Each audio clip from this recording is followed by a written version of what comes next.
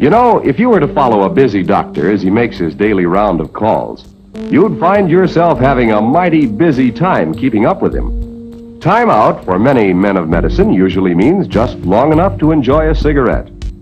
And because they know what a pleasure it is to smoke a mild, good-tasting cigarette, they're particular about the brand they choose. In a repeated national survey, doctors in all branches of medicine, doctors in all parts of the country were asked, "What cigarette do you smoke, doctor?" Once again, the brand named most was Camel. Yes, according to this repeated nationwide survey, more doctors smoke Camels than any other cigarette. Why not change to Camels for the next 30 days and see what a difference it makes in your smoking enjoyment? And let me tell you, once you start getting that taste, you'll want to keep getting it. So come on, get that fine tobacco taste. Get Lucky, the taste to start with, the taste to stay with. Get Lucky Strike.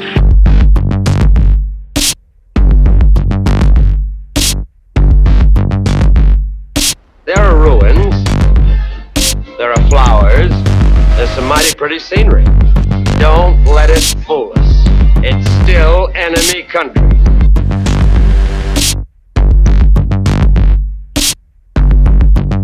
The next war.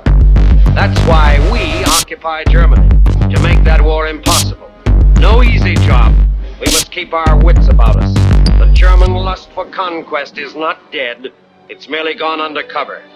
Just as American soldiers had to give their lives in the last generation, so other American soldiers, our sons, might have to do it again in the next generation. Germany today appears to be beaten. He and his brother soldiers are as much alike as photographic prints off the same negative.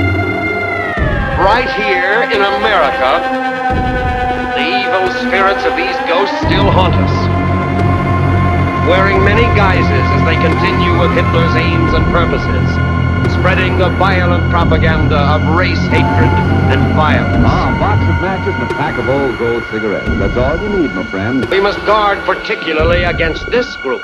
These are the most dangerous. German youth. You know, this revolution is filled with so many ironies, really. First you tell us that it is manly to keep your word. Right? If you are a man, you keep your word. And now all that the black people in this country are demanding, and even the black people in the whole world are demanding, is that you keep your word. You told us we were free. Well then, show us that we're free. You told us that there is justice, equality for all in this country. Well then, stick to your word. And let us see the justice and equality for all. Or else admit to us that you're not a man, you're a word, you're afraid of us, you're afraid to give us equal stand. You're afraid that if you give us equal ground, that we will match you and we will override you. If I ask a man, I tell a man I am hungry. I tell him I am cold. And I ask him to do something about my condition. And this man holds a loaf of bread right in front of me so I can see it, and I keep asking him, I'm begging him to please give me a slice of the loaf of bread. I am hungry. Then it is known by every psychologist that the next step in the progression is I am going to knock him upside the head and take the bread from him. I'm not going to starve to death. All we're asking, no one wants to see blood. No one likes the smell of blood. No one wants war. Anyone who's been in war doesn't want war. Everyone knows what it is to see the inside of a man's gut hanging out and see your friends die, see relatives die. No one wants to regress back to the state of mind where you have to think it's all for the cause, therefore my mother has to die, my wife has to die, my brothers and sisters have to die. No one wants that. But you're pushing us to it.